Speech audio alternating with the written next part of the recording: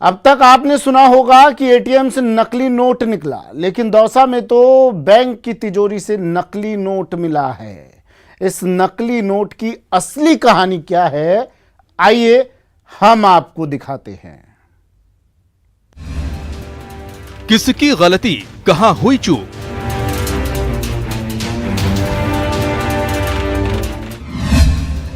बैंकों की तिजोरी में नकली नोट।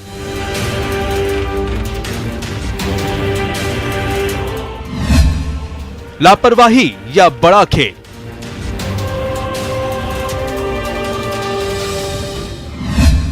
जाली नोट का ये कैसा घालमेल?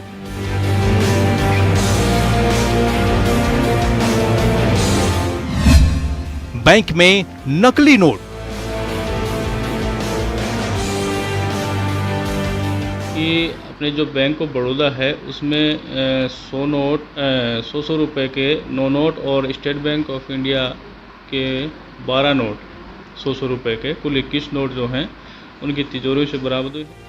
हैरान रह गए ना, जिनके हाथों में नोट आकर खुद बता देता है कि वो असली है या नकली, वही धोखा खा गए।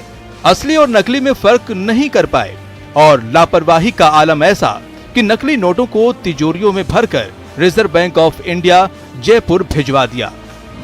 दरअसल आरबीआई जयपुर के मैनेजर ने जयपुर के गांधीनगर थाने में रिपोर्ट दर्ज कराई है।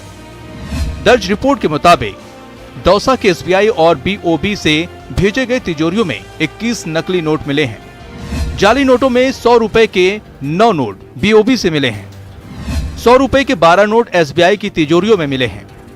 नवंबर 2019 से सितंबर 2020 के बीच आरबीआई जयपुर में भेजे गए। जयपुर के गांधीनगर थाने में दर्ज रिपोर्ट अब दौसा कोतवाली भेजी गई। दौसा के कोतवाली थाने में धारा 489A के तहत मामला दर्ज हुआ। कल गांधीनगर थाने से एक जरिए डाक एक एफआईआर प्राप्त हुई थी। उसमें ये दर्ज है कि अपने जो बैंक ऑफ बड़ौदा है उसमें 100 रुपए के 9 नोट और स्टेट बैंक ऑफ इंडिया के 12 नोट 100 रुपए के कुल 21 नोट जो हैं उनकी तिजोरी से बरामद हुए हैं। यहाँ से वो आरबीआई शाखा जयपुर में जमा हुए थे। आरबीआई प्रबंधक ने गांधीनगर में मुकदमा दर्ज करवाया था और वहाँ के मार्फत जो है हमारे यहाँ प्राप्त हुआ है, जिसमें मुकदमा दर्ज करके अनुसंधान शुरू कर दिया। पुलिस जांच में जुट गई है, पड़ताल कर रही है, नकली नोट के खेल का पर्दाफाश करने में जुटी है। ऐसे में सवाल है कि क्या ये महज लापरवाही का मामला है या फिर नकली नोट का कोई गैंग काम कर रहा है? क्या नकली नोट के गिरोह से बैंक कर्मचारियों की भी साठगांठ है? और अगर ऐसा नहीं है तो फिर सवाल है कि बैंक तक कैसे आए नकली नोट? दौसा से न्यूज़ 18 राजस्थान के लिए आशीष कुमार शर्मा की रिपोर्ट। कभी सुना है आपने चोरी हो गई वो भी थाने से और पुलिस को भनक तक नहीं लगी? जी हां, कुछ ऐसा ही हुआ है झुंझुनू के चिड़ावा थाने में, जहां से पिस्टल चोरी हो गई। लेकिन इसका पता तब चला जब पिस्टल मिल गई। ऐसे में सबसे बड़ा सवाल कि पिस्टल चोरी कैसे हुई और कैसे ये पिस्टल अपराधियों तक पहुंची। फिर खुली पुलिस की पोल, थाने में पिस्टल कांड, चिड़ावा थाने से पिस्टल चोरी, पुलिस, पिस्टल और पहेली। झुंझुनू के चिड़ावा थाने से एक पिस्टल चोरी होता है। यह पिस्टल लाइसेंस शुदा है और चुनाव में एक व्यक्ति इसे जमा करवाता है, लेकिन उसकी मौत हो जाती है, इसलिए ये बात का खुलासा नहीं हो पाता कि वो पिस्टल चोरी हुआ है। कुछ दिन बाद जिसकी पिस्टल थी उसका बेटा उस पिस्टल को लेने के लिए आवेदन करता है, तब पता चलता है कि पिस्टल चोरी हो गया। लेकिन जांच भी आगे बढ़ती है और उस जांच में भी इसका खुलासा नहीं हो पाता। जी हां, हैरान करने वाली वारदात है। चिड़ावा थाने की पोल खोल है। अब बात ही ऐसी है, थाने से पिस्टल चोरी हो गई थी। कब और कैसे पुलिस को पता तक नहीं चला, लेकिन कोरोना के चालान के दौरान एक संदिग्ध पकड़ा गया तो पता चला ये तो वही पिस्टल है जो थाने से चोरी हुई थी।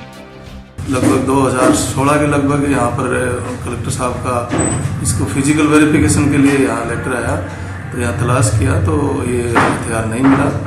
तो इसकी जांच जब से ही 2016 से इसकी जांच श्रीमान सीओ साहब चिड़ावा कर रहे हैं और ये हथियार न मिलने के कारण यहाँ पर मुकदमा 379 में दर्ज है और जिसमें हमने एक नाबालिग जो यहाँ सफाई करता था उसको हमने निरुद्ध करके और पिस्टल बरामद कर ली। जांच जारी है।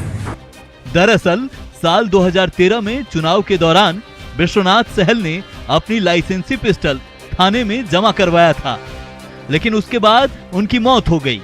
विश्वनाथ के बेटे प्रदीप सहल ने लाइसेंसी पिस्टल के लिए आवेदन किया। 2016 में तहकीकात हुई तो पता चला पिस्टल तो गायब है। थाने में मामला दर्ज हुआ, खोजबीन हुई, लेकिन हाथ कुछ नहीं लगा। 2013 में मैंने जमा कराई थी। चुनाव में मेरे पिताजी दोनों गए थे जमा कराने के लिए।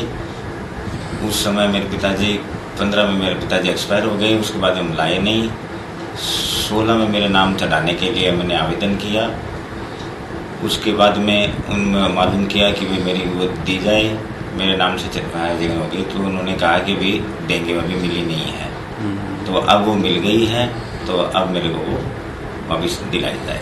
लेकिन 2 दिन पहले एक अवैध पिस्टल बरामद होती है, तब थाने में हड़कंप मचता है कि जो थाने से चोरी हुआ था वो पिस्टल यही है। इसके बाद जांच होती है और आरोपियों तक पहुंचा जाता है। 2 लोगों को हिरासत में लिया गया है और इसका खुलासा हो जाएगा कि ये पिस्टल कैसे चोरी हुआ था। कैमरा पर्सन मोहसिन के साथ इम्तियाज भाटी, न्यूज़ 18 झुंझुनू।